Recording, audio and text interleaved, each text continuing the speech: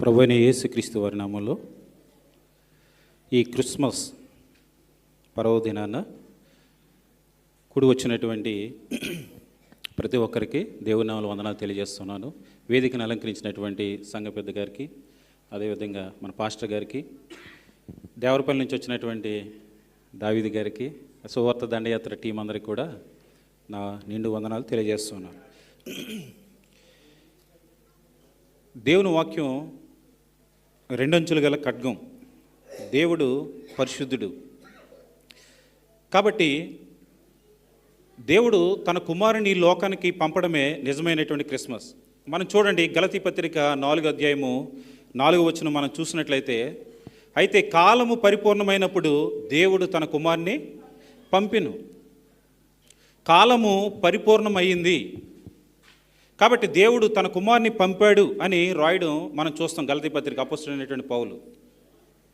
మనం ఆలోచిస్తే మన దేవుడు కాలాలను నియమించినటువంటి వాడు. మన దేవుడు రాజ్యాలను పడద్రోస్తాడు, నిలబెడతాడు. ఆయనకు అసాధ్యమైనది ఏది లేదు. అయితే గలతీ పత్రిక 4వ అధ్యాయం 4వ వచనంలో చూస్తే, కాలము పరిపూర్ణమైనప్పుడు అన్నప్పుడు ఏ కాలం పరిపూర్ణమైంది, ఎలా పరిపూర్ణమైంది, దాని భావం అర్థం చేసుకోవడానికి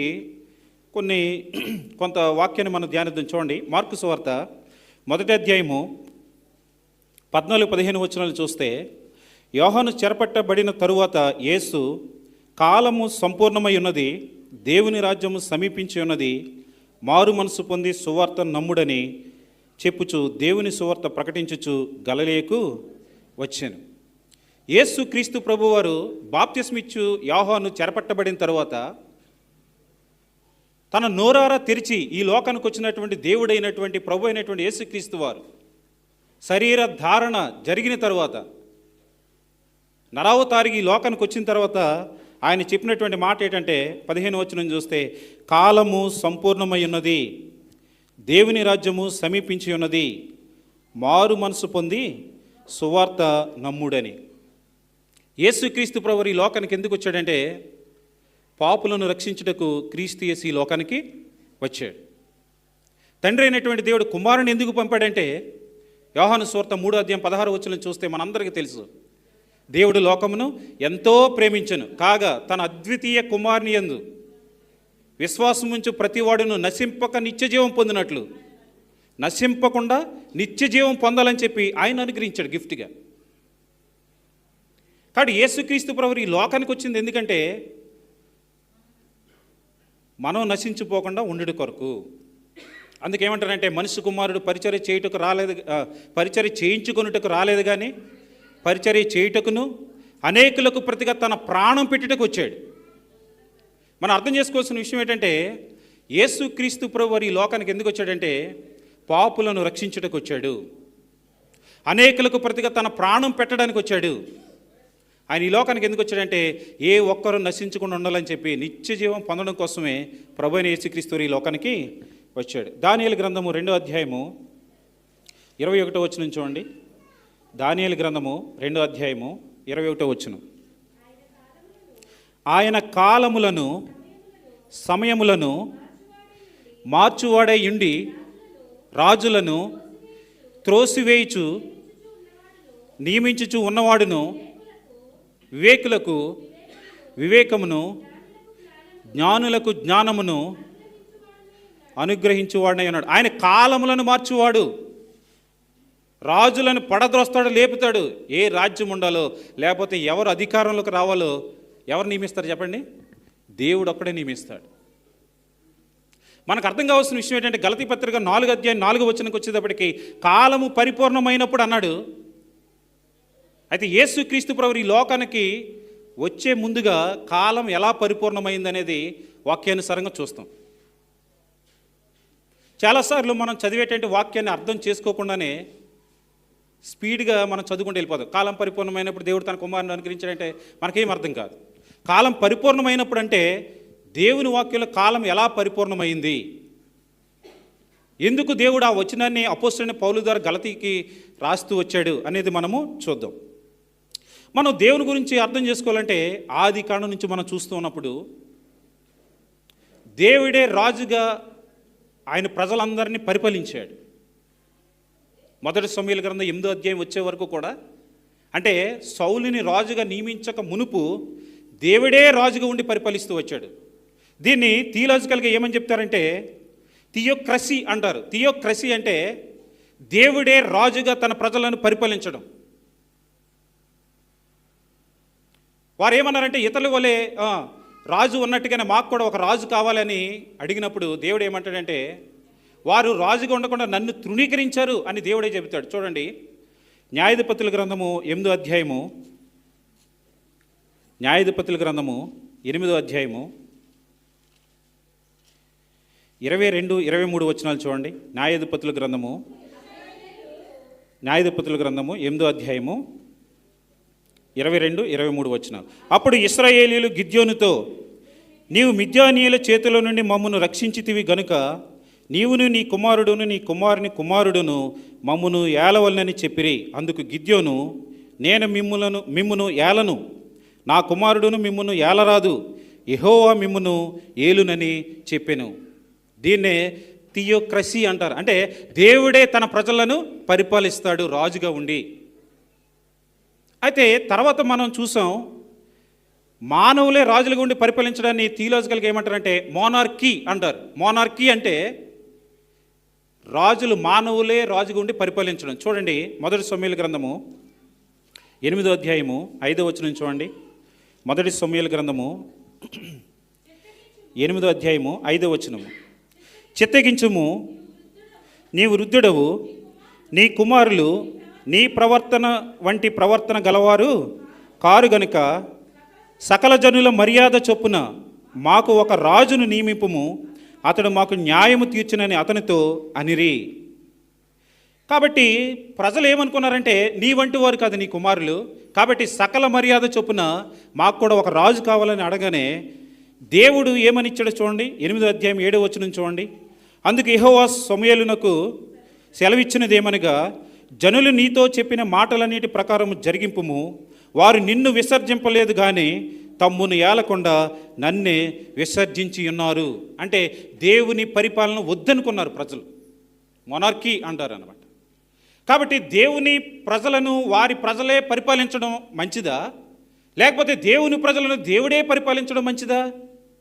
దేవుడే పరిపాలించడం మంచిది. కాబట్టి ఎవరైతే తన ప్రజల్లోంచి వస్తారో, రాజుగా వస్తారో, వాళ్ళు ఏ విధంగా తన ప్రజలను ఇబ్బంది పెడతారో దేవుడు తర్వాత వచనంలో ఒకదాని తర్వాత ఒకటి రాయించడం మనం చూస్తాం.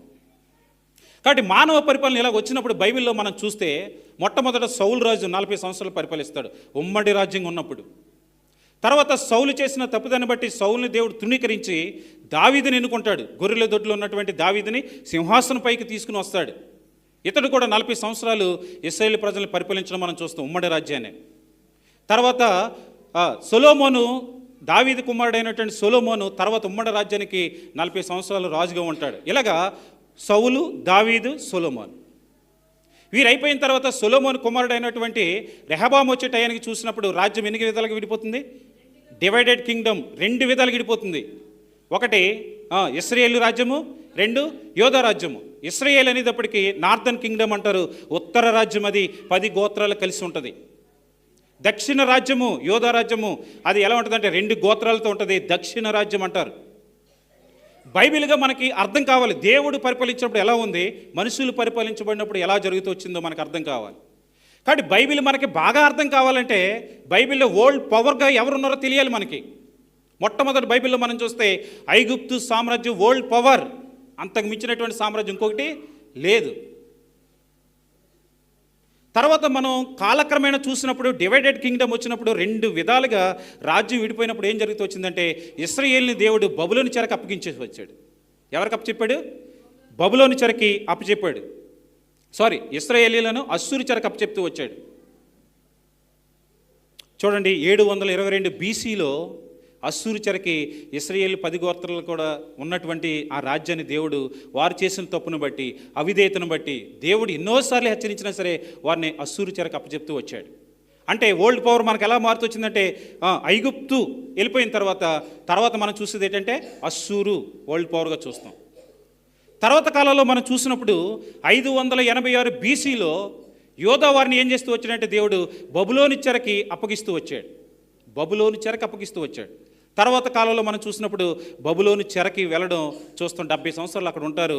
తర్వాత దానియేలు మరలా 9వ అధ్యాయంలో 70 సంవత్సరాలు అయిందని ఇర్మియా గ్రంథం ద్వారా నేను గ్రహించానని ప్రార్థన చేసినప్పుడు దేవుడు మరలా పారసీకుల రాజు అనేటువంటి కోరేషిని ప్రేరేపించడం ద్వారా బయటికి రావడం చూస్తాం. ఓల్డ్ పవర్గా మనం చూసినప్పుడు ఐగుప్తుని చూస్తాం, అశ్షూరుని చూస్తాం, తర్వాత వచ్చేటప్పటికి బబులోని సామ్రాజ్యాన్ని చూస్తాం. కాలాలు మార్చేది ఎవరు చెప్పండి? దేవుడే మారుస్తాడు. దానియేలు గ్రంథం 2వ అధ్యాయము 21వ వచనం ప్రకారం కాలాలను మార్చేటువంటి దేవుడు గలతీ పత్రిక 4వ అధ్యాయం 4వ వచనంకి వచ్చేటప్పటికి కాలము పరిపూర్ణమైనప్పుడు దేవుడు తన కుమారుని ఈ లోకానికి పంపాడు. ఎలా పరిపూర్ణమైందో ఆలోచిస్తూ ఉన్నాం. ఇలాగా బబులోని సామ్రాజ్యం వచ్చిన తర్వాత మాదీలు పారసీకులు ఓల్డ్ పవర్గా వస్తాం మనం చూస్తాం. ఈ మాదీలు పారసీకులు ఓల్డ్ పవర్గా వచ్చిన తర్వాత ఏమవుతుందంటే మన ఓల్డ్ టెస్ట్మెంట్లో ఎస్తేరు గ్రంథం కానీ ఎజ్రా కానీ నెహెమ్యా గ్రంథాలు మనం చూస్తే అక్కడతో ఆ సామ్రాజ్యాలంతా ఓల్డ్ టెస్ట్మెంట్ ముగించబడుతుంది. మీకు అనిపించవచ్చు ఏదేదో చెప్పేస్తున్నాడు ఎందుకు, దావీదు పట్టణమందు నేడు రక్షకుడు మీ కొరకు పుట్టి ఉన్నాడు, ఈయన ప్రభువైన యేసుక్రీస్తు అనే సరిపోదు. కాదు కాదు కాదు వాక్యాన్ని కొంచెం డెప్త్గా ఆలోచించినప్పుడు దేవుడు ఎట్టివాడో మనకు అర్థమవుతూ ఉంటుంది. కాబట్టి ఈ పాత నిబంధనలో మలాకి గ్రంథం తర్వాత మత్తయి సువార్త వచ్చేటప్పటికి మధ్యకాలం పీరియడ్ ఎంత అంటే ఇంచుమించు 400 సంవత్సరాలు ఉంటుంది. వాటిని ఏమంటారంటే థియలాజికల్గా ఇంటర్ టెస్టమెంటల్ పీరియడ్ అంటారు. బిట్వీన్ ది 2 టెస్టమెంట్స్ అనమాట. ఓల్డ్ టెస్టమెంట్ న్యూ టెస్టమెంట్కి మధ్య ఉన్నటువంటి కాలాన్ని ఏమంటారంటే ఇంటర్ టెస్టమెంటల్ పీరియడ్ అంటారు. ఇంటర్ టెస్టమెంటల్ పీరియడ్ని కొంతమంది ఏమంటారంటే చీకటి యుగము అన్నారు. ఎందుకని చీకటి యుగం అన్నారంటే దైవ ప్రత్యక్షత లేదు ఆ దినాల్లో అన్నారు. ఇంకేమని చెప్పారంటే దేవుడు ఒక ప్రవక్తను కానీ పంపలేదు ఆ 400 సంవత్సరాలు అన్నారు. ఇంకేమని చెప్పారంటే ఒక గ్రంథం కూడా రాయబడలేదు. దైవ ప్రేరితమైనటువంటి దైవావేశం వల్ల కలిగినటువంటి లేఖనాలుగా ఏదైతే పరిగణించబడుతూ వచ్చాయో 66 గ్రంథాల్లో ఒక్కటి కూడా ఈ 400 సంవత్సరాల్లో దైవావేశం వల్ల కలగలేదు. కాబట్టి డార్క్ పీరియడ్ అని చెప్పారు. కొంతమంది ఏమన్నారంటే దేవుడు సైలెంట్ పీరియడ్ అని చెప్పారు. అంటే దేవుడు సైలెంట్గా ఉంటాడని చెప్పారు. చూద్దాం దేవుడు సైలెంట్గా ఉంటాడో లేదో. మనం ఆలోచించినప్పుడు మలాకీ గ్రంథానికి మత్తయి సువార్త మధ్య 400 సంవత్సరాలు ఇంటర్ టెస్టమెంటల్ పీరియడ్గా ఉంటున్నప్పుడు ఆ 400 సంవత్సరాల్లో జరిగిన విషయం ఏంటంటే గ్రీకు సామ్రాజ్యం విస్తరిస్తూ వచ్చింది.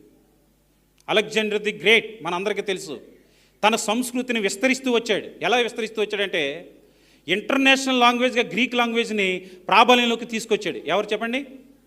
అలెగ్జాండర్.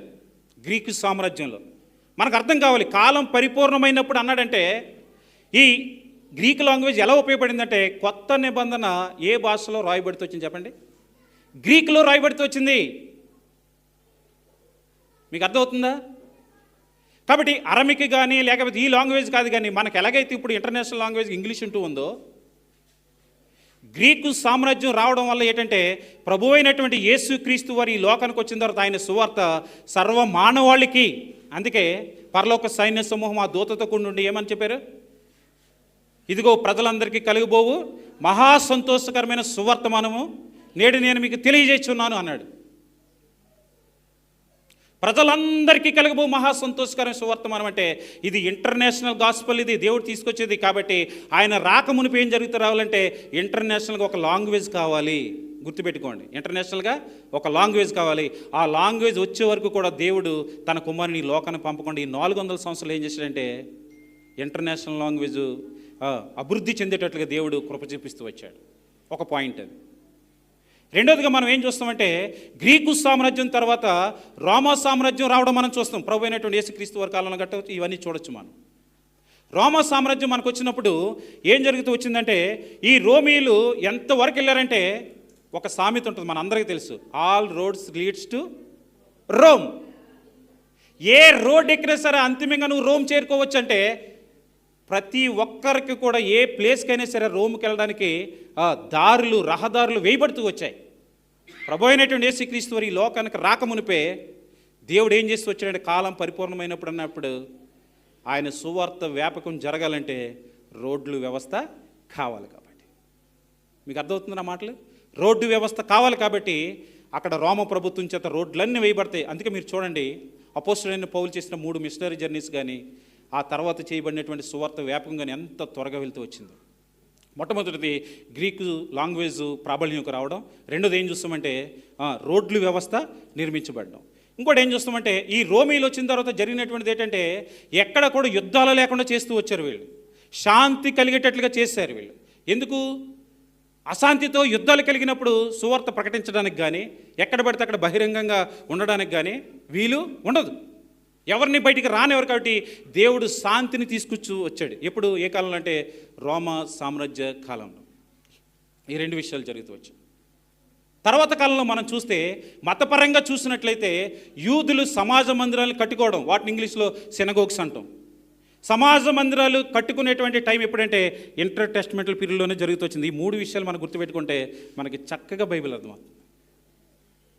కాబట్టి ఈ ఇంటర్ టెస్టమెంటల్ పీరియడ్లో యూదులు సమాజ మందిరాలు కట్టడం ద్వారా మీరు యేసుక్రీస్తు ప్రభువారు సమాజ మందిరంలోకి వెళ్ళి బైబిల్ చదవడం మనం కొత్త నిబంధనలో చూస్తాం. అపోస్తలుడైనటువంటి పౌలు తెస్సలోనిక పట్టణానికి వెళ్ళి 3 విశ్రాంతి దినాలు ఎక్కడ తరికించాడు? సమాజ మందిరాల్లోనే. కాబట్టి ఆయన సువార్త వ్యాపించాలంటే అందరూ కూడుకోవడానికి ఏం కావాలంటే సమాజ మందిరాలు కావాలి. ఇప్పుడు చెప్పండి, దేవుడు సైలెంట్గా ఉన్న టైం అది 400 సంవత్సరాలు కానే కాదు. దేవుడు ఎప్పుడు సైలెంట్గా ఉన్నాడు. అందుకే బైబిల్ ఒక మాట ఉంటుంది, ఇశ్రాయేలుని కాపాడేవాడు కునుకడు నిద్రపోడు. సైలెంట్గా ఆయన ఏ పని చేయాలో ఆ పని చేసుకుంటూ పోతాడు అనమాట దేవుడు. 3 విషయాలు చెప్పండి, ఏ విషయాలు జరిగాయి? మొట్టమొదటిది గ్రీక్ లాంగ్వేజ్ ప్రాబల్యంకు రావడం. 2 రోడ్ల వ్యవస్థ రావడం, శాంతి గట్ట రావడం రోమ ప్రభుత్వ టైలో.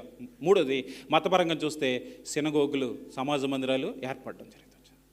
ఇలా ఏర్పడిన తర్వాత మత్తయి సువార్త రావడం చూస్తాం. దేవుడు మరలా ఆయన కుమారుడు రాక మునుపు ఏం చేస్తూ వచ్చాడంటే బాప్తిస్మిచ్చి యోహాను ఈ భూమి మీద పుట్టాలి అని ప్రవచనంగా చెప్పబడుతూ వచ్చింది. చూడండి, యెషయా గ్రంథము 40వ అధ్యాయము 3వ వచనం చూడండి.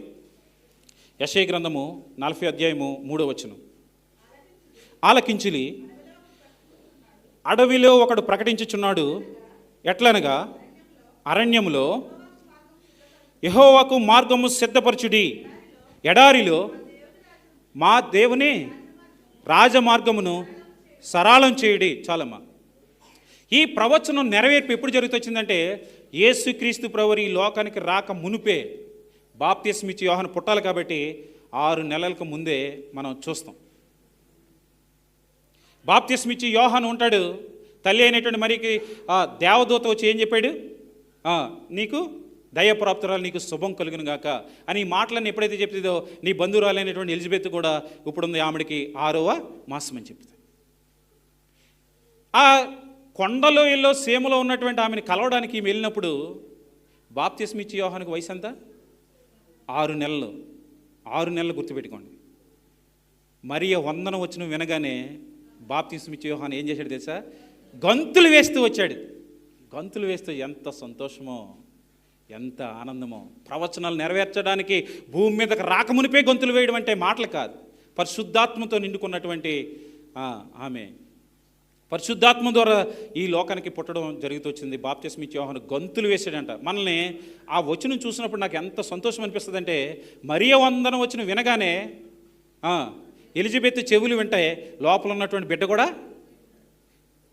అందుకే మనకి చూడండి, గర్భిణీలుగా ఉన్నటువంటి వారు మంచిగా వాక్యం చదువుకోవడం, వాక్యాన్ని ధ్యానం. ఎందుకంటే మీ కడుపులో ఉన్నటువంటి బిడ్డలు ఏం చేస్తూ ఉంటారు?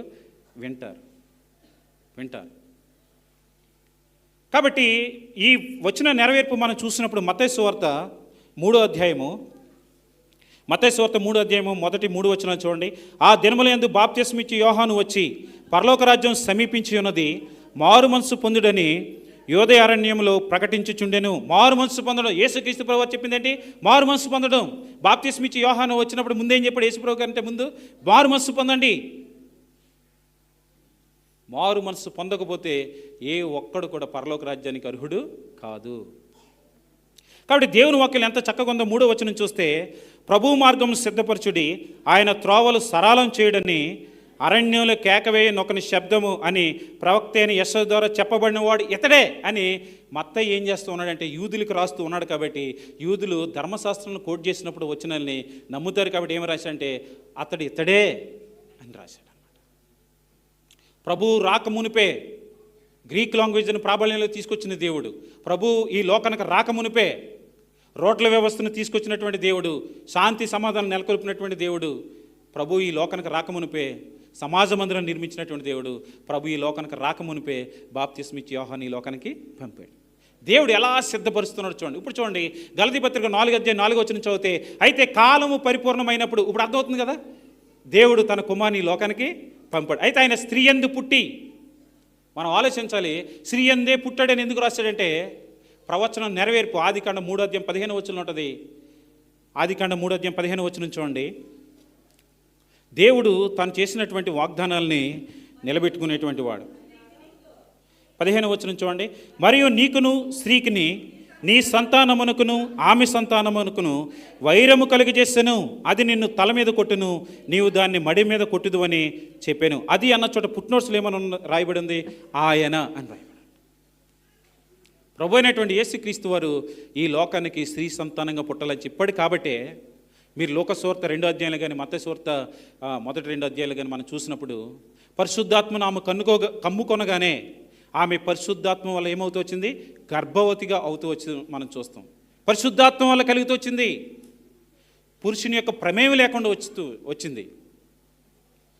మనం అనుకోవచ్చు పురుషుని ప్రమేయం లేదు, కానీ ఆదాము నుంచి చేసినటువంటి పాపం ఆటోమేటిక్గా ప్రతి ఒక్కరికి వచ్చేస్తూ వచ్చింది. చూడండి, రోమపత్రిక 5:12 చూడండి.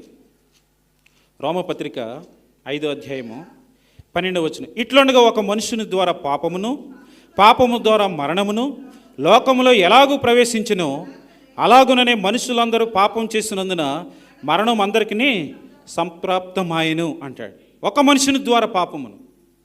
మరి ఈ పాపం వచ్చేసినప్పుడు చాలామంది వేసేటువంటి ఈ లోకంలో ఉన్నటువంటి వారు చెప్పే మాట ఏంటంటే, మరీ కూడా పాపత్మురాలే కదండి, అలా వస్తూ వచ్చింది కాబట్టి, ఆమె ద్వారా వచ్చినటువంటి యేసు ప్రభు కూడా మరీ రక్తం కూడా వస్తుంది కాబట్టి ఆయన కూడా పరిశుద్ధుడయ్యేటువంటి ఛాన్స్ లేదని చెప్పి, మరియలో ఉన్నటువంటి రక్తము పరిశుద్ధమైందా కాదా, యేసులోకి వచ్చింది ఆయన రక్తమా దేవుని రక్తమా, కోడిగుడ్డు మీద ఏకలు లాగడానికి చాలా రెడీగా ఉంటారు వీళ్ళు. నేను ఒక మాట అడుగుతాను, చెప్పండి, మనుషులకు అసాధ్యమైంది కానీ దేవునికి అసాధ్యమైంది ఏదైనా ఉందా? ఏదీ లేదు. అసలు మట్టి నుంచి దేవుడు నరుని చేసినప్పుడు మానవ జ్ఞానానికి అంతు చిక్కిద్దా? మానవ జ్ఞానానికి అంతు చిక్కిద్దా? బ్లడ్ ఎక్కడి నుంచి వస్తుంది? ఈ నరాల వ్యవస్థ ఎలా వచ్చింది? హార్ట్ ఎలా వచ్చింది? బ్రెయిన్ ఎలా వచ్చింది? మట్టిలో నుంచి బ్రెయిన్ వచ్చిందంటే నమ్మగలమా? ఏ విధంగా అయితే ఆదాముని దేవుడు పాపరహితుడిగా దేవుడు ఈ నేల మట్టిని తీసుకుని వచ్చి నరుడిగా సృజిస్తూ వచ్చాడో, అదేవిధంగా పరిశుద్ధాత్మ దేవుడు మరియని కమ్ముకోగానే ప్రభు అయినటువంటి యేసుక్రీస్తు వారు పాపం లేకుండా ఈ లోకానికి వచ్చాడు. కాబట్టి ఆయన స్త్రీ యందు పుట్టాడు. ఆయన బ్రతుకు దినములో పాపం లేదు, ఆయన పాపము చేయలేదు. అందుకే అన్నాడు, ఆయన బ్రతికినటువంటి దినాల్లో నాలో పాపం ఉందని మీలో ఎవడు స్థాపించును అని అడిగాడు. కాబట్టి హెబ్రీ పత్రిక వచ్చేటప్పటికి మనం చూస్తాము, ఈయన నిష్కల్మషుడు, పవిత్రుడు, నిర్దోషి, పాపుల్లో చేరక ప్రత్యేకంగా ఉన్నవాడినటువంటి ఇట్టి ప్రధాన యాజకుడు మనకు సరిపోయినటువంటి వాడు. కాబట్టి మనం చూస్తూ ఉన్నాం ఏ విధంగా దేవుడు తన యొక్క కార్యాల్ని చేస్తూ ఉన్నాడు అనేటువంటి విషయాల్ని బైబిల్ పరంగా మనము చూస్తూ ఉన్నాం. కాలం పరిపూర్ణమైనప్పుడు దేవుడు తన కుమారుని లోకానికి తీసుకురావడం మనం చూస్తూ ఉన్నాం. ఎందుకోసం తీసుకొచ్చాడో చూసాం. మనం ఎవరం కూడా నశించిపోవడానికి ఇష్టం, అందరూ అంతటా మారు మనసు పొందాలని చెప్పి తండ్రి అభిష్టమవుతూ వచ్చింది. కాబట్టి వాక్యపు వెలుగులో మనం చూసినప్పుడు దేవుడు ఎంత గొప్పవాడో మనకు అర్థమైనప్పుడు, దేవుడు బాప్తిస్మిచ్చి యోహాన్ని తీసుకుని వచ్చి ముందుగా సరళం చేస్తూ వచ్చినప్పుడు అక్కడ ఉన్నటువంటి ప్రజలందరూ కూడా సిద్ధపడుతూ రావడం మనము చూడొచ్చు. ఇలా సిద్ధపరిచిన తర్వాత ఆయన ఈ లోకానికి రావాలంటే ఎవరు కావాలి? ఒక స్త్రీ ఖచ్చితంగా కావాలి. కాబట్టి దేవుడు ఎవరిని ఎన్నుకున్నాడంటే మరియని చూజ్ చేసుకున్నాడు. చూడండి ఒకసారి లోకసువార్త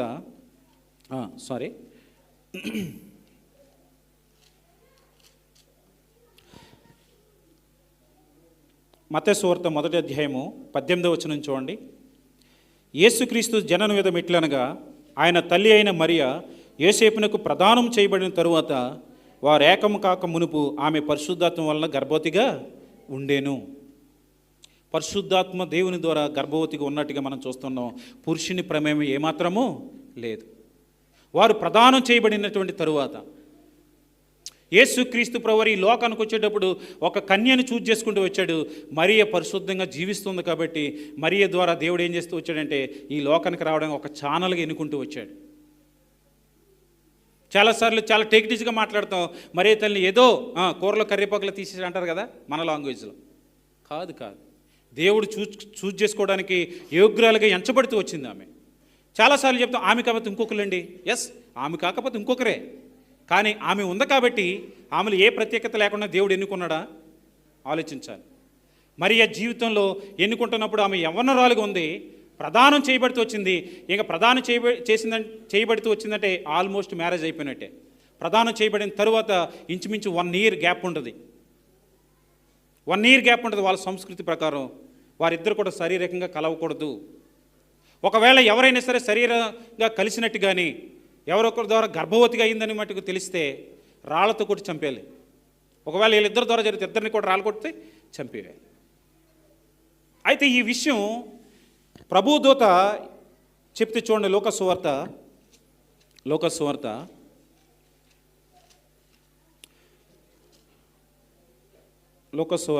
మొదటి అధ్యాయము 28వ వచనం చూడండి. 28వ వచనము.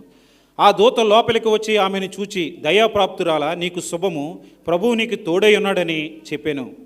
ఆమె ఆ మాటకు బహుగా తొందరపడి ఈ శుభవచనం ఏమిటని ఆలోచించుకొనిచుండగా దూత, మరియా భయపడకము, దేవుని వల్ల నీవు కృప పొందితివి. ఇదిగో నీవు గర్భము ధరించి కుమారునికని ఆయనకు యేసు అని పేరు పెట్టిదువు. ఆయన గొప్పవాడే సర్వోన్నతుని కుమారుడు అనబడును. ప్రభు అయిన దేవుడు ఆయన తండ్రి అయిన దావీదు సింహాసనం ఆయనకి ఇచ్చును అని చెప్పడం మనము చూస్తాం. దేవుడు ఏ విధంగా అయితే కాలము పరిపూర్ణమైనప్పుడు అన్నప్పుడు, కాలం పరిపూర్ణం కాకమునుపు ఏ విధంగా సిద్ధపరుస్తూ వచ్చాడో, కాలం పరిపూర్ణమైనప్పుడు మరియను కూడా సిద్ధపరుస్తూ ఉన్నాడు దేవుడు. ఈ మరియను సిద్ధపరిచినటువంటి దేవుడు ఈ విషయాన్ని ఎలా తెలిసిందో యోసేపునకు తెలియబడినప్పుడు, యోసేపు నీతిమంతుడు కాబట్టి ఏమనుకున్నాడో, రహస్యంగా ఆమెని విడనాడ ఉద్దేశించాడు. అంటే ఇంగ్లీష్లో చదివితే మనకి ఇంగ్లీష్ స్టాండర్డ్ వర్షన్లో ఏముంటుందంటే డివోర్స్ ఇచ్చేయాలనుకున్నాడు సైలెంట్గా. అందుకే చూడండి, మత్తయి సువార్త మొదటి అధ్యాయము 19వ వచనం చూడండి. ఆమె భర్త అయిన యోసేపు నీతిమంతుడై ఉండి ఆమెను అవమానపరచనొల్లక రహస్యంగా ఆమెను విడనాడ ఉద్దేశించెను. అతడు ఈ సంగతులను గురించి ఆలోచించుకొని చూడగా, అంటే ఎలా గర్భవతి అయింది, అసలు ఏంటి, ఈ విషయాలను ఆలోచించుకుంటున్నాడు. ఏ విధంగా నేను విడిచిపెట్టాలి, రహస్యంగా విడిచిపెట్టాలని ఆలోచించుకుంటుంటే దేవుడే మరియ జీవితంలోకి ఈ విషయాన్ని తీసుకొచ్చాడు. కాబట్టి మరియకి అవమానం కలగకుండా మరియకి తోడిండేటట్లు చేయవలసిన బాధ్యత కూడా ఎవరిది? దేవునిదే. కానీ ఆ దేవుడు ఏం చేస్తూ వచ్చాడంటే 20వ వచనం చూడండి. అతడు ఈ సంగతుల గురించి ఆలోచించుకొని చూడగా ఇదిగో ప్రభు దూత స్వప్నం ముందు అతనికి ప్రత్యక్షమై, దావీదు కుమారుడు అయిన యోసేపు, నీ భార్య అయిన మరియను చేర్చుకొనుటకు భయపడకము. ఆమె గర్భము ధరించినది పరిశుద్ధాత్వం వల్ల కలిగినది. ఆమె యొక్క కుమారుని కనును, తన ప్రజలను వారి పాపం నుండి ఆయనే రక్షించును కనుక ఆయనకు యేసు అని పేరు పెట్టిదు అనెను. మరియతో ఏం చెప్పాడంటే దేవదూత, యేసు అని పేరు పెడతావు అన్నాడు. యోసేపుతో కూడా ఏం చెప్పాడంటే యేసు అని పేరు పెడతామని చెప్పాడు. దేవుడు తన చిత్తాన్ని ఇద్దరికి తెలియజేసినప్పుడు, వివాహం కాక మునుపు తెలియజేసిన ఇద్దరికి ఒకే విధంగా మాట్లాడతాడు దేవుడు.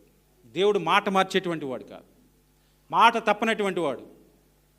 అందరూ అబద్ధికులు అవుతారు కానీ దేవుడు సత్యవంతుడు కాక తీరడు. రోమపత్రిక 3వ అధ్యాయం చూస్తాం. కాబట్టి దేవుడు మరియతో ఎలాగైతే చెప్పాడు యేసు అని పేరు పెడతావు నువ్వని, యేసుతో కూడా నీవు యేసు అని పేరు పెడతావు. ఎందుకంటే యేసు అనగా రక్షకుడు కాబట్టి, ఈ లోకానికి రక్షకుడు రావాల్సినటువంటి అవసరం ఉంది. కాబట్టి ఇద్దరు ఒక యవనస్తులైనటువంటి బిడ్డలను దేవుడు చూజ్ చేసుకున్నాడు, మరియా యోసేపులాగా. మనం నేర్చుకోవాల్సిన విషయం ఏంటంటే, క్రిస్మస్లోకి వచ్చినప్పుడు చాలాసార్లు ఏంటంటే కొంచెం స్కిట్స్ చేయడం కానీ, లేకపోతే కొంచెం కల్చరల్గా మనం చూసినప్పుడు డ్యాన్సుల ద్వారా కొంచెం నృత్యం చేయడం కానీ, లేకపోతే కొన్నిసార్లు హంగు ఆర్భాటాలతో చేయడం కానీ, ఇవన్నీ క్రిస్మస్లో చూస్తాం. అసలు క్రిస్మస్లో మనం జరిగిన విషయాలు వాస్తవాలు చూస్తే, ఇద్దరు వ్యక్తులు ప్రాణాలను తెగించి దేవుడు తన చిత్తాన్ని జరిగించడం కోసం ఒప్పుకున్నటువంటి వ్యక్తులు మనం చూస్తున్నాం. ఎవరు చెప్పండి? మరియా, యోసేపు. దేవుని కోసం ప్రాణాలు తెగించేటువంటి జీవితాలు వాళ్ళు. ఆషిమాషి కాదు. ఈ రోజుల్లో ఎవరైనా సరే ఒక లేనిపోని మాట అంటేనే అమ్మో ఈ నేను ఎందులో అవుతున్నా, నేనెందుకులే పరిచయం చేయడం అనుకున్న వాళ్ళు లేరా? చాలామంది ఉంటారు. పరిశుద్ధాత్మ వల్ల గర్భం ధరించిందంటే ఆ విషయం ఎవరికి అర్థమవుతుంది? బయట ఎవరికి అర్థం కానిటువంటి విషయం అది. యోసేపు కూడా అర్థం కాలేదు. కానీ దేవుడు స్వప్నమందు చెబితేనే అంగీకరించి తన భార్యను చేర్చుకున్నంటే, అందుకే అతడు నీతిమంతుడని ఎంచబడుతూ వచ్చింది. యవన బిడ్డలు నీతిమంతులు ఉండడానికి చూడాలి, వాక్యమందు పెంపరుతూ రావాలి, దేవుని యందు భయభక్తులు కలుగుతూ రావాలి. దావీదు కుమారుడు అనబడతాడంటే ఆ విషయాలు మరీకి అర్థమైపోతూ వచ్చాయి. కాబట్టి తను ఏమంటూ వచ్చిందంటే ఒకసారి చూడండి, లూకా సువార్త 2వ అధ్యాయంలో, లూకా సువార్త 2వ అధ్యాయము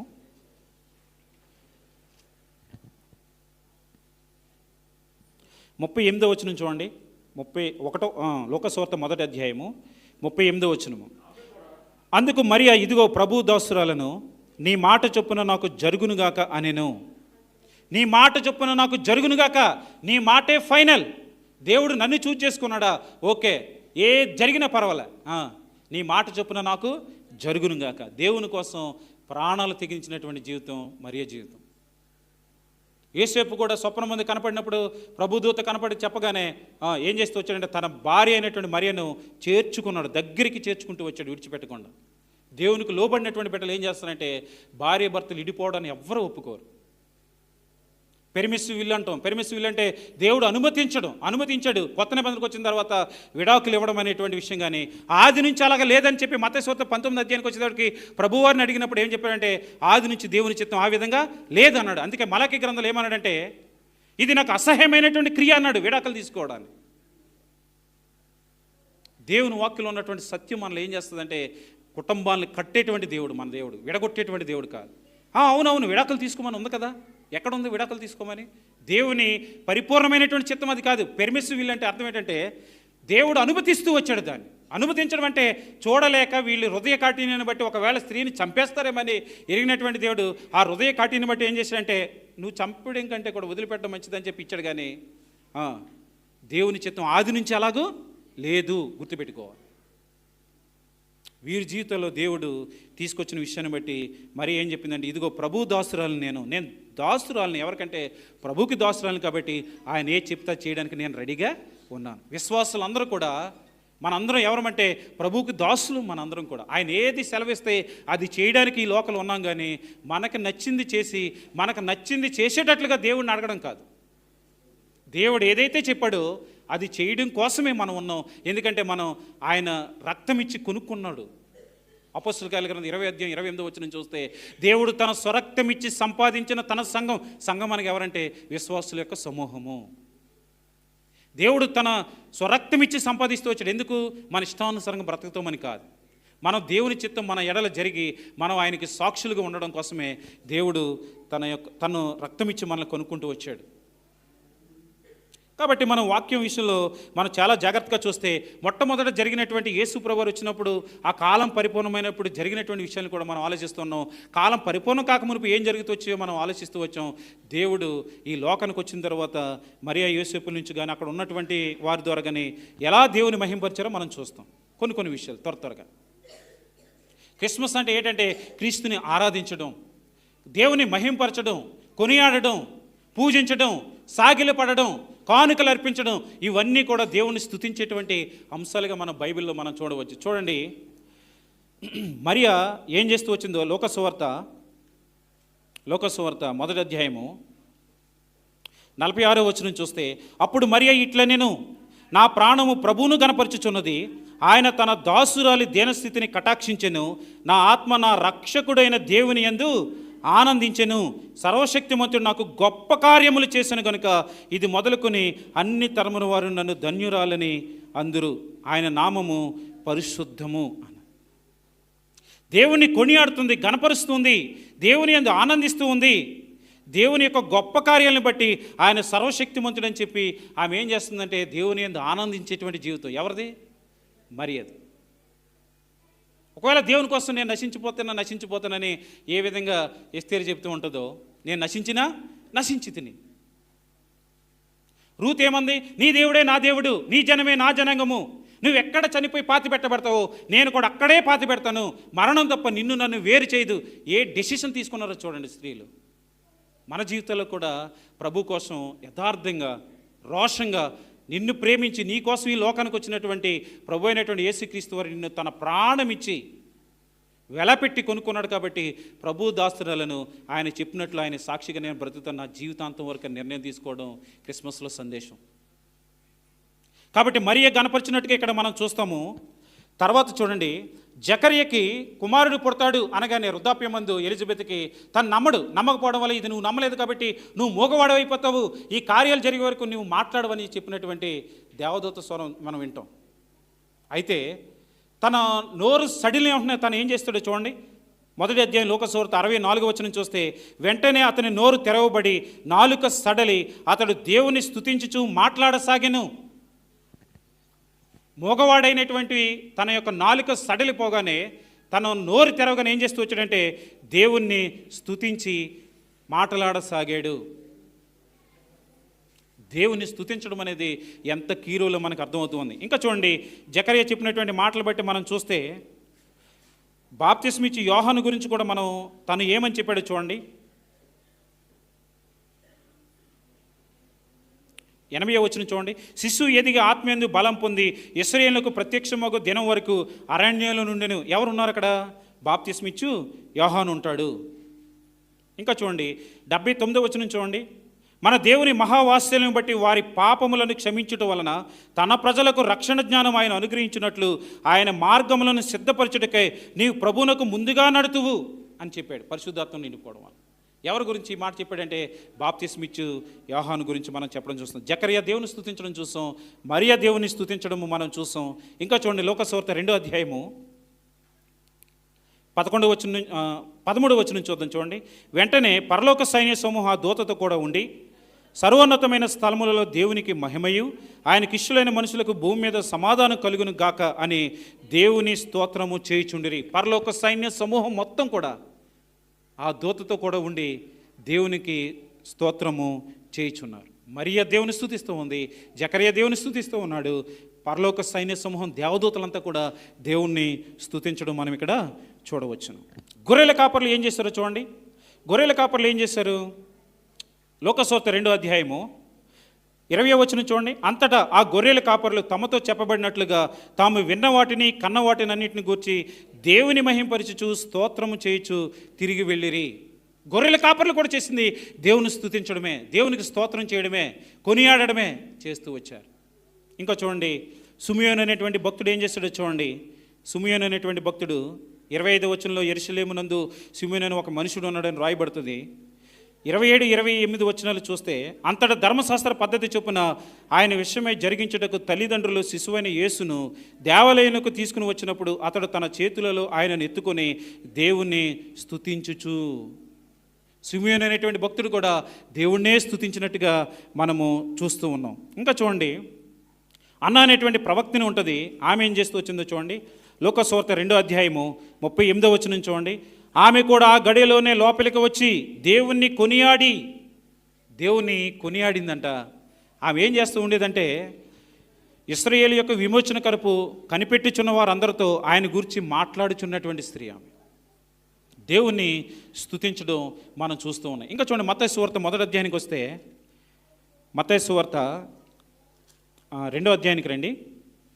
జ్ఞానులు ఏం చేస్తూ వచ్చారో చూడండి. మత్తయి సువార్త 2వ అధ్యాయము 10, 11 వచనాలు కలిసి ఉండే చూడండి. వారు ఆ నక్షత్రమును చూచి అత్యానంద భరితులై ఇంటిలోనికి వచ్చి తల్లి అయిన మరియను ఆయన శిశువును చూచి సాగిలిపడి ఆయనను పూజించి తమ పెట్టెలు విప్పి బంగారమును సాంబ్రాణి బోలమును కానుకలుగా ఆయనకు సమర్పించిరి. వీరు కూడా దేవుని ఏం చేశారంటే స్తుతించారు, సాగిలిపడుతూ వచ్చారు, ఆయన్ని పూజించారు. వారు తమ పెట్టెలు విప్పి దేవుణ్ణి స్తుతించడం మనం చూస్తున్నాం. మరి క్రిస్మస్ అన్నప్పుడు మొదట జరిగినటువంటి క్రిస్మస్లో జరిగిన సందేశం ఏంటంటే ప్రతి ఒక్కరు కూడా దేవుని స్తుతించడం, ఆరాధించడం, ఆయన్ని కొనియాడడం, ఇంకేం చేశారు, ఆయన్ని పూజించడం, సాగిలిపడడం, ఆయన కానుకలు అర్పించడం మనం చూస్తూ ఉన్నప్పుడు మన జీవితాల్లో కూడా మనం ఏం చేయాలంటే క్రిస్మస్ అంటే అందుకు అర్థం ఏంటంటే క్రీస్తుని ఆరాధించడం, క్రీస్తుని స్తుతించడం, గణపరచడం, పొగడడం, కీర్తించడం. ఇది మనము చూడవచ్చు. కాబట్టి మనకి యేసుక్రీస్తు ప్రభువు ఈ లోకానికి వచ్చిన ఆయన ఎట్టివాడో మనకు అర్థం అవ్వకపోతే, ఆయన కాలం పరిపూర్ణప్పుడు కుమారుని ఈ లోకానికి పంపాడంటే వచ్చినవాడు ఎటువంటి వాడు తెలియకపోతే నీకు తెలియదు, అర్థం కానటువంటి విషయం. ఇప్పుడు ఇదే క్రిస్మస్కి మనం ఒక నారా చంద్రబాబు నాయుడు పిలిచామనుకోండి, సీఎం గారిని, వేరేగా ఉంటుంది లెవెల్. అవునా? అంటే ఏమంటున్నాయి, ఎస్కోట్లు ఉంటారు, చాలామంది ఉంటారు, అందంగా ఉంటుంది. అదే ప్రధానమంత్రి గారిని పిలిచామనుకోండి, నరేంద్ర మోడీ గారిని, ఇంకెక్కువగా ఉంటుంది, మామూలుగా ఉండదు. ఇక ఈ లోకంలో ఉన్నటువంటి మానవులు అధికారులుగా ఉన్నటువంటి వారు వస్తే ఎలా ఉంటే, సృష్టికర్త అయినటువంటి దేవుడు, బాగా గుర్తుపెట్టుకోండి, సృష్టికర్త అయినటువంటి దేవుడు పరలోకాన్ని విడిచిపెట్టి ఈ భూలోకానికి వచ్చాడంటే ఆయన ఎటువంటి వాడో మనకు అర్థం కావాలి. ఆయన ఏం చేయడానికి వచ్చాడో మనకు అర్థం కావాలంటే యోహాను సువార్త 1వ అధ్యాయంలో కొన్ని విషయాల్ని నేను త్వరగా చెప్పి ముగిస్తాను. యోహాను సువార్తకు రండి. యోహాను సువార్త 1వ అధ్యాయంలో థియలాజికల్గా చాలా విషయాలు దేవుడు యోహాను భక్తుడి ద్వారా రాయించాడు. శిష్యుడైనటువంటి యోహాను, ప్రియ శిష్యుడిగా ఉన్నటువంటి వాడు తెలియజేసినటువంటి విషయాలు మనం చూద్దాం. చూడండి, యోహాను సువార్త 1వ అధ్యాయము 1 నుంచి నేను చదువుతాను. చూడండి. ఆది యందు వాక్యము ఉండెను, వాక్యము దేవుని యొద్ద ఉండెను, వాక్యము దేవుడై ఉండెను. ఆయన ఆది యందు దేవుని యొద్ద ఉండెను, సమస్తమును ఆయన మూలంగా కలిగెను, కలిగి ఉన్నది ఏది ఆయన లేకుండా కలుగలేదు. ఆయనలో జీవం ఉండెను, ఆ జీవం మనుషులకు వెలుగై ఉండెను. ఆ వెలుగు చీకటిలో ప్రకాశించుచున్నది కానీ చీకటి దాన్ని గ్రహింపకుండెను. దేవుని యొద్ద నుండి పంపబడిన ఒక మనుష్యుడు ఉండెను, అతని పేరు యోహాను.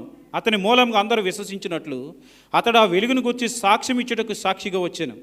అతడు ఆ వెలుగై ఉండలేదు కానీ ఆ వెలుగును గూర్చి సాక్ష్యం ఇచ్చుటకు అతడు వచ్చెను. నిజమైన వెలుగు ఉండెను, అది లోకంలోకి వచ్చుచు ప్రతి మనుషును వెలిగించుచున్నది. ఆయన లోకంలో ఉండెను, లోకం ఆయన మూలంగా కలిగెను, కానీ లోకం ఆయనను తెలుసుకొనలేదు. ఆయన తన స్వకీయుల వద్దకు వచ్చెను, ఆయన స్వకీయులు ఆయనను అంగీకరింపలేదు. తను ఎందరు అంగీకరించారో వారందరికీ, అనగా తన నామమందు విశ్వాసం ఉంచిన వారికి దేవుని పిల్లలొకటకు ఆయన అధికారం అనుగ్రహించెను. వారు దేవుని వలన పుట్టిన వారే కానీ రక్తం వలనైనను శరీరేచ్ఛ వలనైనను మానుషేచ్ఛ వలనైనను పుట్టినవారు కారు. ఆ వాక్యము శరీరధారి అయి కృపా సత్య సంపూర్ణుడిగా మన మధ్య నివసించెను. తండ్రి వలన కలిగిన అద్వితీయ కుమారుని మహిమలే మనం ఆయన మహిమను కనుగొంటిమి. ఈ 14 వచనాల నుంచి ప్రభు అయినటువంటి యేసుక్రీస్తు వారి గురించి తక్కువకు చూసిన 7 ప్రాముఖ్యమైనటువంటి థియలాజికల్గా మనం దేవుని గురించి అర్థం చేసుకోవచ్చు. చిన్నగా త్వరగా నేను ముందుకెళ్తాను. చూడండి, మొట్టమొదటి వచనం చూస్తే ఆది యందు వాక్యం ఉండెను, ఆది యందు వాక్యం ఉండెను, వాక్యము దేవుని యొద్ద ఉండెను, వాక్యము దేవుడై ఉండెను. మనం నమ్ముతాం కదా, త్రియేక దేవుడు అంటాం. త్రియేక దేవుడు అంటే ఏంటి అర్థము? తండ్రి, కుమార, పరిశుద్ధాత్మ దేవుళ్ళు ఒకేసారి కలిసి ఉంటారు, అందుకే ఏకదేవుడు అంటాం. మనం 3 వ్యక్తులుగా బైబిల్లో తన గురించి తాను ప్రత్యక్షపరుచుకుంటూ వచ్చాడు. కొత్త నిబంధనకు వచ్చేటప్పటికి సింపుల్గా అర్థం కావాలంటే మనకు చూడండి, యేసుక్రీస్తు ప్రభువు బాప్తిసం తీసుకుని అక్కడ ఏం జరుగుతుంది? ఒడ్డుకు వస్తాడు. పరిశుద్ధాత్మ దేవుడు పావురువల ఆయన మీద వాలడం మనం చూస్తాము. తండ్రి అయిన దేవుడు ఆకాశం నుంచి, ఈయన నా ప్రియకుమారుడు, ఈయనందు నేను ఆనందించుచున్నాను. ఎందుకు మీరు త్రిత్వాన్ని నమ్ముతారు? ఆ ఏకదేవుడే తండ్రి అయిన దేవుడే కుమారుడిగా వచ్చాడని, ఈ కుమారుడే పరిశుద్ధాత్మ వల్ల వచ్చాడని ఎందుకు నమ్మరని ఏకవాదము అంటే ఒకే దేవుడు 3 పాత్రలుగా వచ్చాడు అని నమ్మేవారు చాలామంది ఉన్నారు. కానీ బైబిల్ నీకు అలా సెలవిచ్చలేదు. నీకు తెలిసినా తెలియకపోయినా, నువ్వు విశ్వసించడానికి అంగీకరించడానికి నీ జ్ఞానానికి అంతు చిక్కకపోయినా సరే, బైబిల్ ఏం సెలవిస్తూ ఉందంటే నేను తప్ప వేరొక దేవుడు లేడు, నేనే అన్నటువంటి దేవుడు, నేను ఒక్కడినే, నా వంటి వాడు లేడు అన్నటువంటి దేవుడు పాత నిబంధనలు మనం చూసినప్పుడు, కొత్త నిబంధనకు వచ్చేటప్పటికి తనను తాను ఎలా ప్రత్యక్షపరుచుకుంటూ వచ్చాడంటే 3గా ఉండడం మనం చూస్తాం. ఈవెన్ దో పాత నిబంధనలు కూడా ఆదికాండం 1వ అధ్యాయం 26-27 వచ్చి చూస్తే మానవులను కలుగు చేసేటప్పుడు దేవుడు ఏమన్నాడంటే మన పోలిక చొప్పున మనస్వరూపమందు నరులము చేయుదుమని చెప్పాడు. త్రియేక దేవుడు మన దేవుడు. మీరు ఆలోచిస్తురండి, ఆది యందు వాక్యం ఉందంటే అర్థం ఏంటి? ఆది అంతం లేనివాడు దేవుడు. ఆది యందు వాక్యం ఉందంటే యేసుక్రీస్తు ప్రభువు ఆదిలోనే ఉన్నాడు. ఇంకా మీకు అర్థం కావాలంటే ప్రకటన గ్రంథము 1వ అధ్యాయము చూడండి ఒకసారి. ప్రకటన గ్రంథము 1వ అధ్యాయము 18వ వచనం చూడండి. నేను మొదటి వాడును కడపటి వాడును జీవించువాడును, మృతుడైతిని కానీ ఇదిగో యుగములు సజీవుడై ఉన్నాను. మృతుడైంది ఎవరు చెప్పండి? ప్రభు అయిన యేసుక్రీస్తు వారు. నేను మొదటి వాడిని కడపటి వాడిని అంటే ఆయన మొదటివాడు అంటే అర్థం ఏంటంటే ఆయనకు ముందు వేరొకరు లేరని. ఆది అంతమైనటువంటి దేవుడు. అందుకే యోహాను భక్తుడు ఏం చేస్తాడంటే ఆది యందు వాక్యం ఉంది, ఆ వాక్యం ఎవరితో ఉంది? దేవునితో ఉంది అని రాస్తూ వచ్చాడు. ఇప్పుడు చాలా న్యూసెన్స్గా తయారైనటువంటి విషయం ఏంటంటే బైబిల్ ఓపెన్ యూనివర్సిటీ వారు ఏం చేస్తున్నారో తెలుసా? ప్రసన్న బాబు గారు మీరు చూసుంటారు.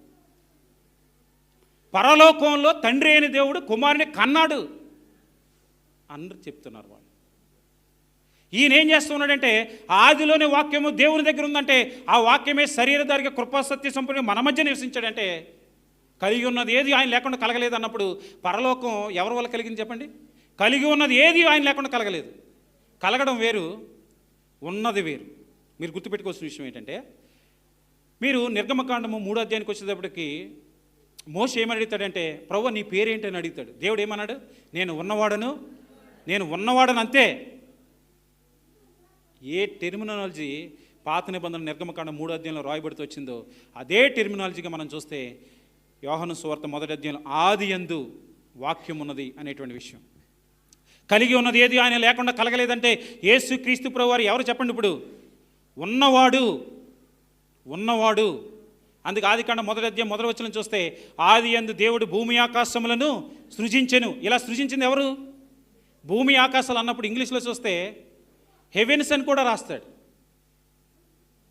కాబట్టి పరలోకమందు ఉన్నవి కానీ భూమి యందు ఉన్నవి కానీ ఏదైనా సరే ఆయన ద్వారాను ఆయన నిమిత్తం రాయబడిందని కొలస్సీ పత్రికలో మనం చూస్తాం. చూడండి ఒకసారి కొలస్సీ పత్రిక 1వ అధ్యాయము, కొలస్సీ పత్రిక 1వ అధ్యాయము 15వ వచనం నుంచి చదువుతాం చూడండి.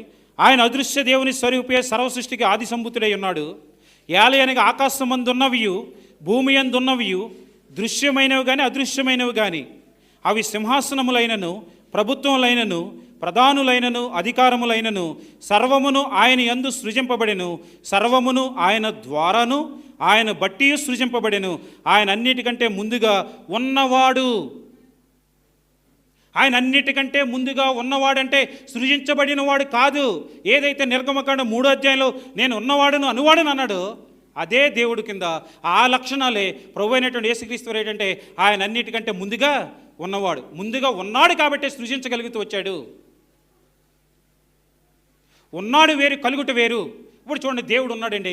పరలోకం కానీ పరలోకంలో ఉన్న దేవదూతలు కానీ ఈ సృష్టి కానీ మానవులు కానీ మనందరం ఎలా వచ్చామంటే కలుగు చేయబడడం ద్వారా వచ్చాం. మనందరం ఉన్నవారం కాదు.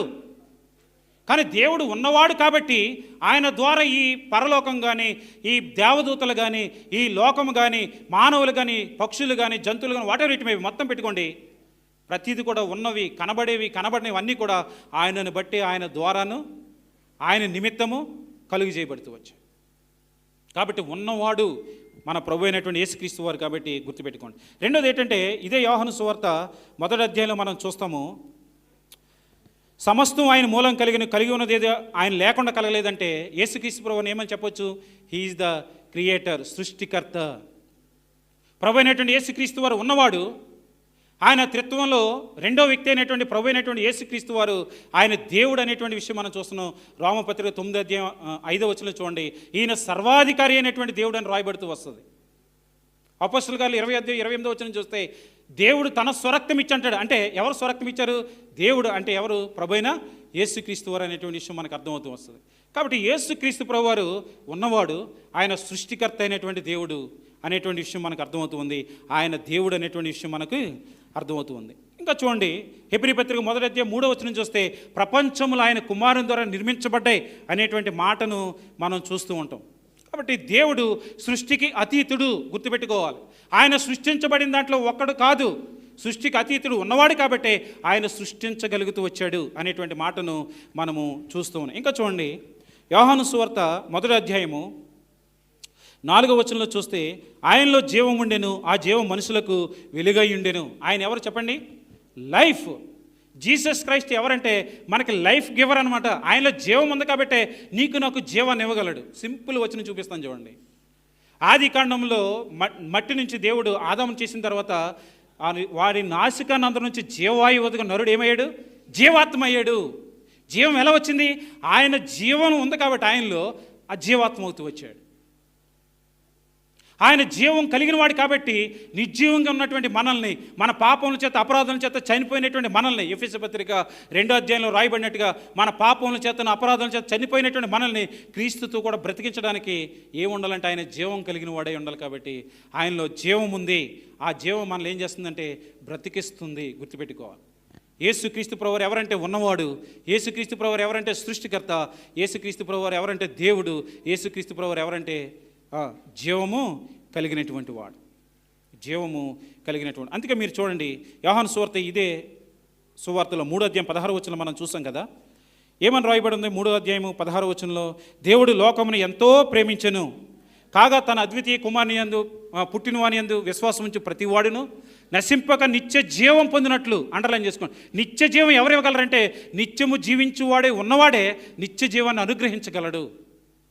యేసుక్రీస్తు ప్రభువారు నిత్య జీవాన్ని మనకి అనుగ్రహించడానికి ఈ లోకానికి పంపబడుతూ వచ్చాడు. ఇంకా చూడండి, యేసుక్రీస్తు ప్రభువారు ఎవరని రాయబడిందో యోహాను సువార్త 1:5 వచనం చూస్తే, ఆ వెలుగు చీకటిలో ప్రకాశించుచున్నది కానీ చీకటి దాన్ని గ్రహింపకుండేను అని రాయబడుతూ వచ్చింది. ఇంకా చూడండి 8వ వచనం చూడండి, అతడు ఆ వెలుగై ఉండలేదు కానీ ఆ వెలుగుని గురించి సాక్ష్యం ఇచ్చేటకు అతడు వచ్చాను. ఎవరు వచ్చారు? బాప్తిస్మ ఇచ్చి యోహాను ఆ వెలుగుని గురించి సాక్ష్యం ఇవ్వడానికి వచ్చాడు కానీ బాప్తిస్మ ఇచ్చి యోహాను ఆ వెలుగు కాదు.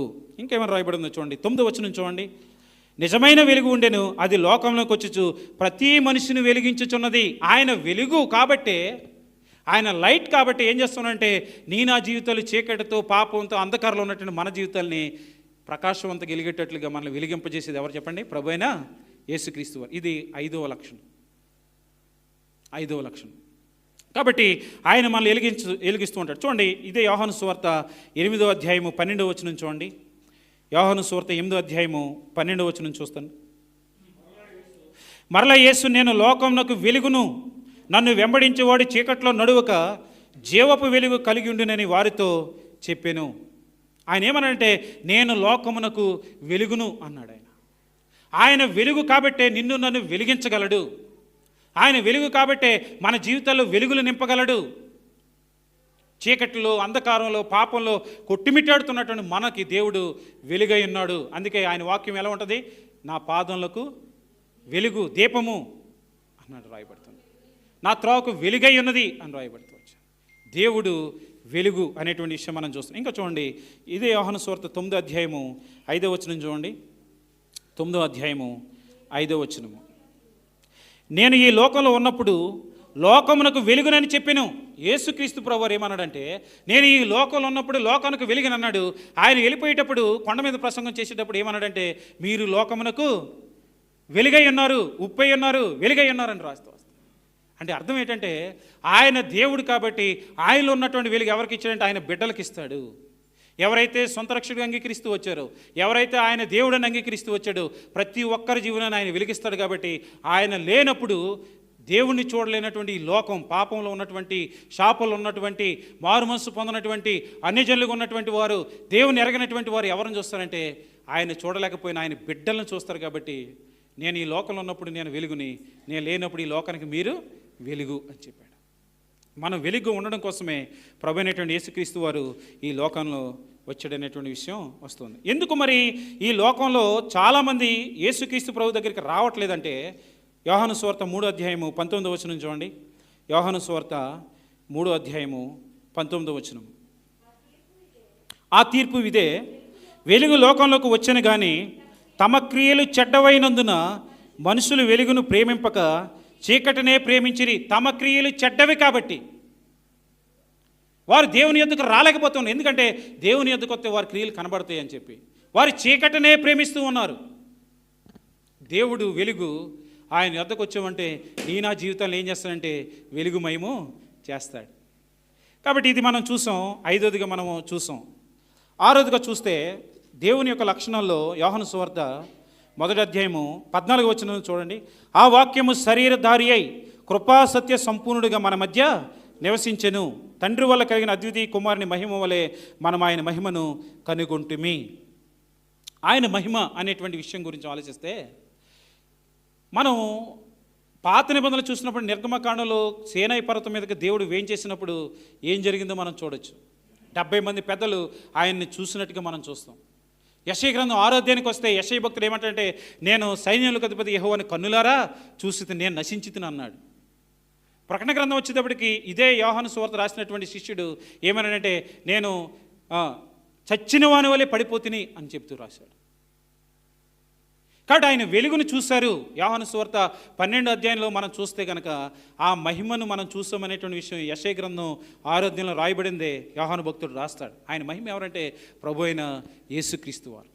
ప్రత్యక్ష గుడారంలో ఎలాగైతే ఆయన మహిమ నిండుతూ వచ్చిందో నిర్గమకాండము 40వ అధ్యాయానికి వచ్చేటప్పటికి ప్రత్యక్ష గుడారం ఏమైతే వచ్చిందో ఆయన మహిమతో నిండిపోయినప్పుడు మోషే ప్రత్యక్ష గుడారంలోకి వెళ్ళలేకపోతాడు. దేవుని మహిమతో నిండింది. ఆ వాక్యమే శరీరధారి కృప సత్య సంపూర్ణిగా మన మధ్య నివసించే కొత్త నిబంధన ప్రకారం ఏ విధంగా అయితే పాత నిబంధనలో ట్యాబర్నికల్గా చెప్పబడుతూ వచ్చి ప్రజల సమక్షంలో మధ్యలో ఉంటూ నివసిస్తూ వచ్చాడు, ఆ దేవుడే కొత్త నిబంధనకు వచ్చేటప్పటికి మన మధ్య నివసించడానికి ఒక ట్యాబర్నికల్గా ప్రత్యక్ష గుడారంగా ఉండడానికి ఈ లోకానికి వచ్చాడు. ఇది ఆరోదిగా మనము చెప్పవచ్చు. ప్రభు అయినటువంటి యేసుక్రీస్తు వారు ఎంత గొప్ప దేవుడో మనకు అర్థమవుతూ ఉంది. ఇంకా చూడండి, ప్రభు అయినటువంటి యేసుక్రీస్తు వారు శరీరధారణ ఎందుకు అవసరం చెప్పండి. శరీరధారణ ఎందుకు అవసరం అంటే, దేవుడు ప్రేమమయుడు, పరిశుద్ధుడు, న్యాయవంతుడు. ఇది ఒక షేటుగా మనం చెబితే, రెండో లక్షణం కూడా ఉంది. ఆయన ఎటువంటి వాడంటే ప్రేమ కలిగిన వాడు, జాలి కలిగిన వాడు, ఆయన కరుణ కలిగినటువంటి దేవుడు. ఇది రెండోదిగా మనం చెప్పవచ్చు. దేవుడు న్యాయవంతుడు కాబట్టి పాపానికి శిక్ష విధిస్తూ రావాలి. దేవుడు పరిశుద్ధుడు కాబట్టి పాపం విషయంలో రాజీ ఆయనకు ఉండకూడదు, తప్పు చేసిన వారిని నశింపజేస్తూ రావాలి. ఆయనలో ఉన్నటువంటి న్యాయం ఏం చెప్తుందంటే పాపానికి శిక్ష విధించాలని కోరుతూ ఉంది. ఆయనకి మరొక లక్షణం ఉంది. మీరు చూడండి 103వ కీర్తన చూస్తే, యెహోవా దయాదాక్షిణ్య పూర్ణుడు, దీర్ఘశాంతుడు, కృపా సమృద్ధి కలిగినటువంటి వాడు. ఈ లక్షణాలు ఏం చేస్తుంటాయంటే, ఏ మానవుల్ని తన స్వరూపంలో చేసుకుంటూ వచ్చాడు, ఆ మానవులు నశించిపోవడం ఆయనకి ఇష్టం లేదు కాబట్టి వారిని క్షమించాలని, వారిని ప్రేమించాలని, వారిని కనికరించాలని చెప్పి, వారిపై జాలి పడాలని చెప్పి ఈ రెండు కూడా ఉన్నటువంటి దేవుడు.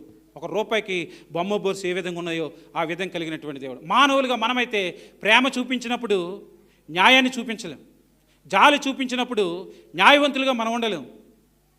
లేదా మనం జాలి చూపించడం న్యాయవంతులుగా ఉన్నప్పుడు జాలి ప్రేమ చూపించలేం.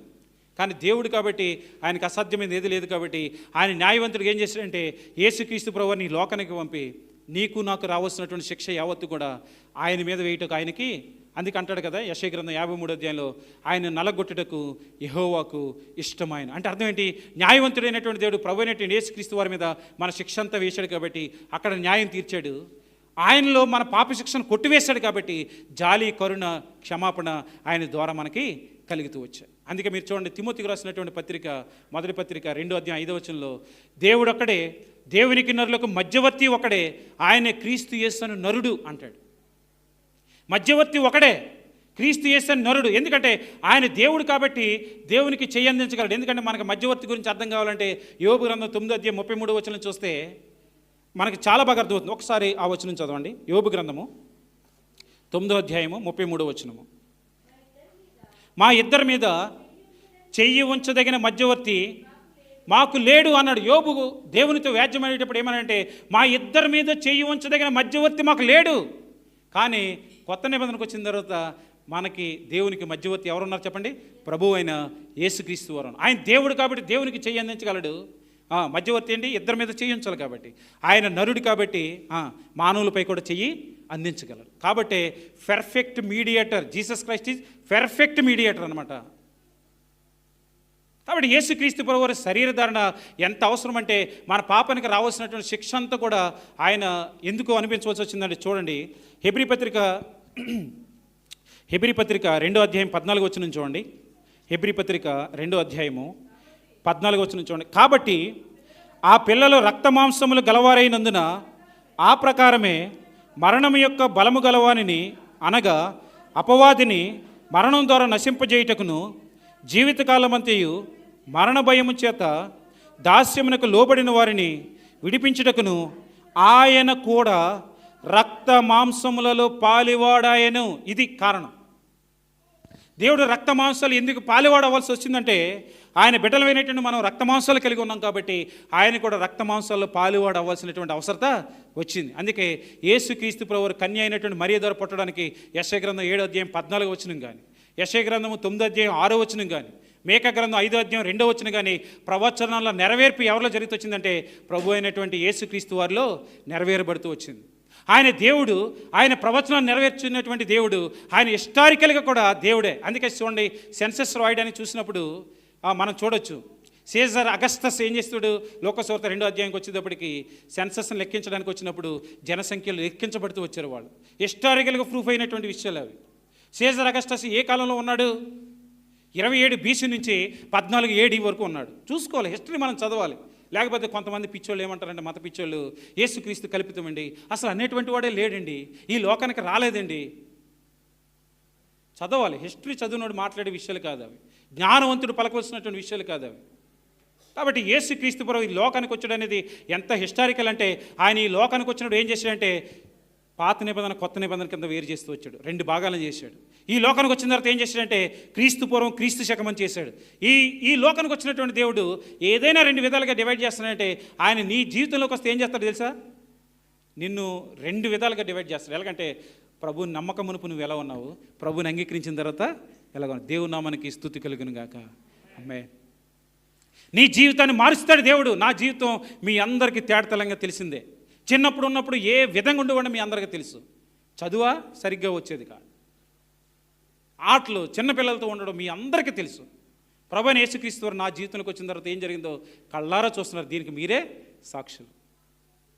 దేవుడు నీ జీవితంలోకి వస్తే పాత నిబంధన కొత్త నిబంధన ఏ విధంగా అయితే డివైడ్ చేశాడో, శకాలను చూసినప్పుడు క్రీస్తు శకం క్రీస్తు పూర్వం అని ఏ విధంగా డివైడ్ చేశాడో, నీ జీవితంలోకి వచ్చినప్పుడు దేవుడు నువ్వు ప్రభుని అంగీకరింపు మునుపు ఎలాగున్నావు, ప్రభుని అంగీకరించిన తర్వాత ఎంత పరిశుద్ధంగా ఉన్నావో నీ జీవితాన్ని కూడా డివైడ్ చేయడానికి ఆయన సమర్థుడు, నువ్వు ఒప్పుకుంటట్లయితే. కాబట్టి యేసుక్రీస్తు ప్రభు వారు ఎవరైనా చూస్తామంటే శరీర ధారణ ఎంత ఇంపార్టెంటో మనము చూస్తున్నాం. అందుకే కొలస్సీ పత్రిక 2వ అధ్యాయం 9వ వచనంకి వస్తే శరీరముగా క్రీస్తు, చూడండి ఒకసారి కొలస్సీ పత్రిక 2వ అధ్యాయము 9వ వచనం చూడండి. కొంతమంది ఏమంటారంటే యేసు అమ్మా దేవత్వం యొక్క సర్వ పరిపూర్ణత అంటే దేవుని యొక్క సర్వ పరిపూర్ణత ఎవరి యందు ఉంది? శరీరముగా క్రీస్తునందు నివసించుచున్నది. అందుకే మనం చూడండి, యేసుక్రీస్తు ప్రభువారు నరుడికి ఈ లోకానికి వచ్చినప్పుడు ఒక్క క్షణం కూడా దేవుడిగా ఉండకుండా కాలేదు. ఒక్క క్షణం కూడా. అర్థమవుతుందా? మరి ఏం జరుగుతూ వచ్చిందంటే దేవత్వానికి ఏం చేశాడంటే శరీర ధారణని దాన్ని అడాప్ట్ చేసుకుంటూ వచ్చాడు దేవుడు. మీకు అర్థమైంది అన్నమాట. ఆయన వచ్చేటప్పుడు ఎలా వచ్చాడంటే దేవత్వాన్ని విడిచిపెట్టి వచ్చాడండి. తను రిక్తునిగా చేసుకున్నాడంటే ఖాళీ చేసుకున్నాడు. ఈ లోకానికి వచ్చిన తర్వాత ఆయన దేవుడు కాదు, తప్పు బోధే. కొలస్సీ పత్రిక 2:9 ఏమని రాశాడంటే అపోస్తలుడైన పౌలుని దేవుడు పరిశుద్ధాత్ముడు ప్రేరేపించి దేవత్వం యొక్క సర్వ పరిపూర్ణత అంటే ఏ మాత్రం కూడా 100% తగ్గలేదు, క్రీస్తునందు నివసించింది అనేటువంటి మాట. కాబట్టి ఈ దేవుడు ఎలా ఉంటూ వచ్చాడంటే కృపా సత్యములు ఆయన ద్వారా వచ్చాయి. చూడండి, ముగించేస్తున్నాను. యోహాను సువార్త మొదటి అధ్యాయము 17వ వచనం చూడండి. ధర్మశాస్త్రం మోసే ద్వారా అనుగ్రహింపబడెను, కృపయు సత్యమును యేసుక్రీస్తు ద్వారా కలిగెను. కృపా సత్యములు ఎవరి ద్వారా వచ్చాయి? యేసుక్రీస్తు ద్వారా వచ్చింది.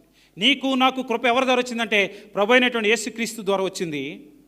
ఆయన ఎవరంటే సత్యవంతుడైనటువంటి దేవుడు. అందుకే ఏమన్నాడంటే యోహాను సువార్త 14వ అధ్యాయం 6వ వచనంకి వస్తే నేనే మార్గమును, నేనే సత్యమును, నేనే జీవమును అని చెప్పాడు ఆయన. నా ద్వారా తప్ప తండ్రి వద్దకు ఎవడూ రాడన్నాడు. చాలామంది ఏమంటారంటే ఇప్పుడు రాజమండ్రి వెళ్ళాలంటే చాలా దారులు ఉన్నాయి కదండి.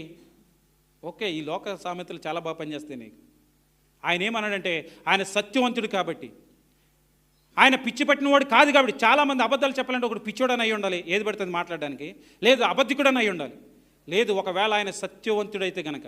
ఈ లోకంలో ఉన్నవాడు ఎవడ కూడా యేసు ప్రభు వారు సత్యవంతుడు కాదని చెప్పడానికి తెగించరు, ఆయనలో పాపం ఉందని చెప్పడానికి తెగించరు.